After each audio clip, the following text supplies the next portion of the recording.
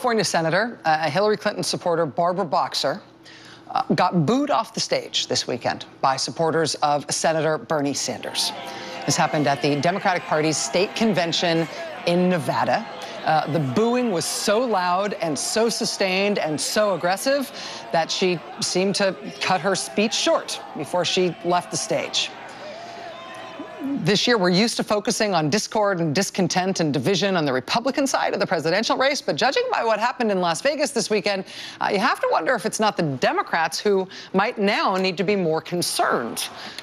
Nevada had seemed like a nearly done deal. In February, right at the very start of the primary campaign, Hillary Clinton won the Nevada caucuses by about 5 points, pretty comfortable margin. She led Bernie Sanders by 3 delegates heading into the convention this weekend, where another 12 delegates were due to be decided. But at the convention, chaos. The whole thing seems to have fallen apart in a hurry in a debate over convention rules and voice votes. Sanders supporters, as best as we can tell, expected that they would outnumber Clinton supporters at the convention. But then a bunch of the Sanders crowd apparently didn't show up, and then several others missed a registration deadline for being registered Democrats. And then when things didn't go their way in terms of decisions made at the convention, they were mad about it. They were really, really mad about it.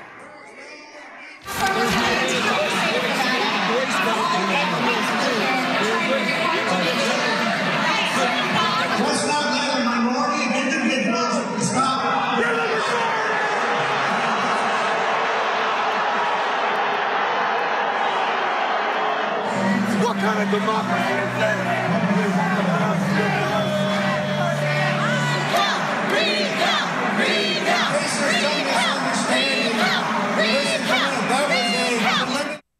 The night ended in that hotel ballroom with reports of chairs being thrown at the front of the stage. Law enforcement came in, shut the whole thing down. The lights in the room ultimately got shut off by the venue. The next day, somebody chalked the outside of Nevada Democrats' headquarters. Party chairwoman Roberta Lang said she got death threats. The Nevada Democratic Party offices were closed today because of what they described as concerns about security. Ugly, ugly stuff coming out of the Democratic Party in Nevada. And all of it over essentially a handful of delegates in a state that one of the candidates clearly won at the statewide caucus. I mean, for all that Democrats are throwing chairs at each other in Las Vegas, Democrats really could lose in the general election in Nevada if they don't get it together. Nevada does lean blue, but it is still a swing state. We were just talking with Guy Cecil from that big pro-Hillary Clinton super PAC. One of the states, one of the few states where they are running their ads is Nevada, which is seen as a swing state. George W. Bush won Nevada by 4 points in 2000. And then by 2 in 2004. Barack Obama won it by 12 points in 2008, but then by half that amount 4 years later. Democrats could use a little unity everywhere come November, but right now they are nowhere near getting it in Nevada, not nearly. Watch this space.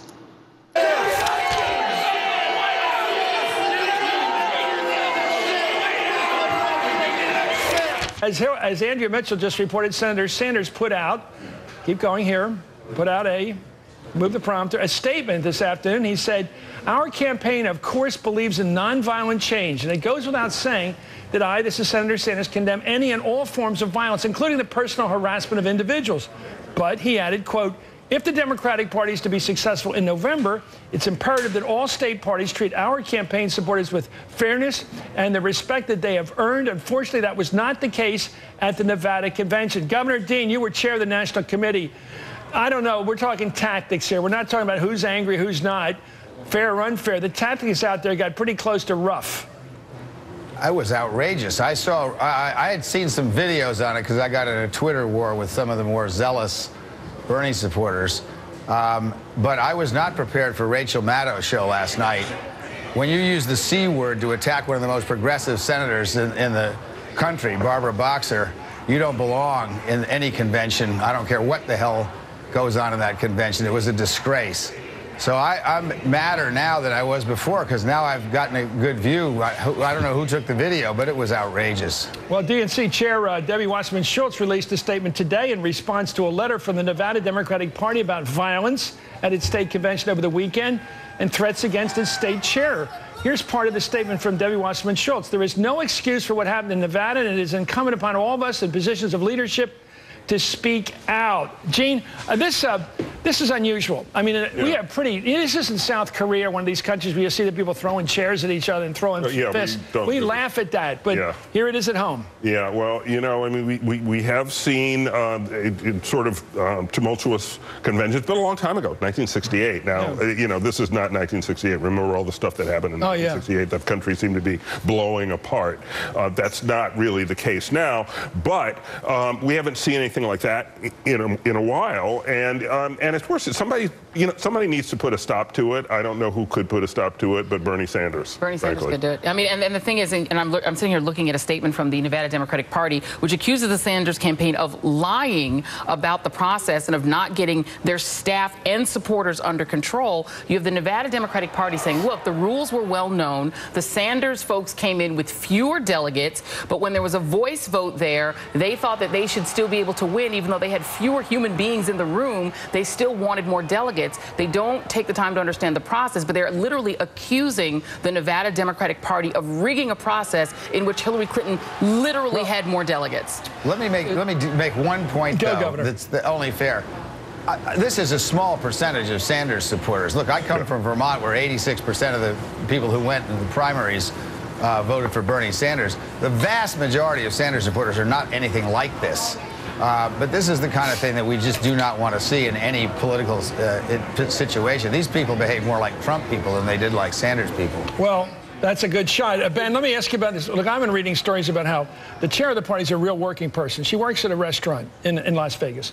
They were giving calls to her starting at 3 o'clock in the morning. They start calling the restaurant. Then they started putting out the word the restaurant's closed. Then they started saying it only deserves 1 star in its ratings as a restaurant. All these weird, wide-ranging attacks just because she works somewhere. So it makes no sense. It's not helpful to Bernie Sanders. Certainly it's not helpful to the process. It did happen in both the Nevada conventions in 2008 and 2012 on the Republican side, where they got a little too lively.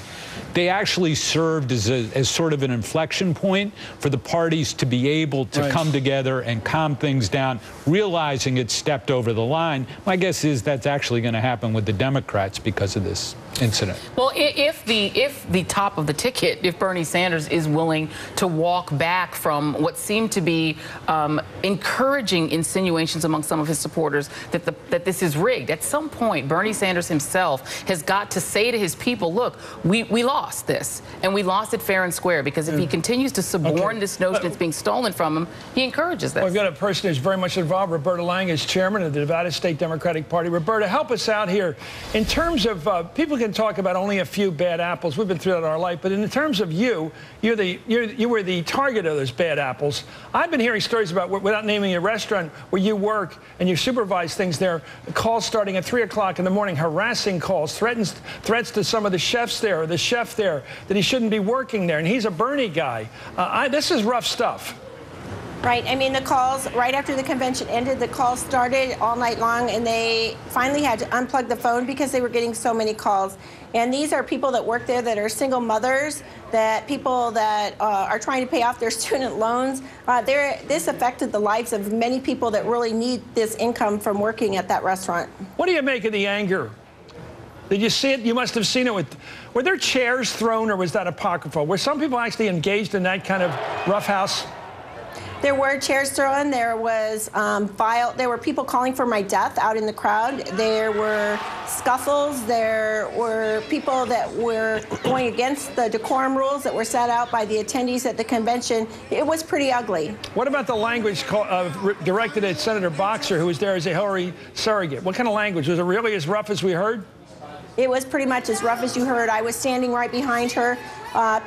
She was trying to give a speech about unity, and people were standing in front of her so that you couldn't even see her on the screens in the convention hall. They were yelling at her. You know, I give her a lot of credit for continuing to speak and to continue to get her message out, but it was ugly, it was disrespectful, and it should never have happened. What was the main motive, as you wanted to be fair? What was the motive of the anger? Do you know? What was it based upon? Lack of understanding of the rules, just losing? What was it that animated people?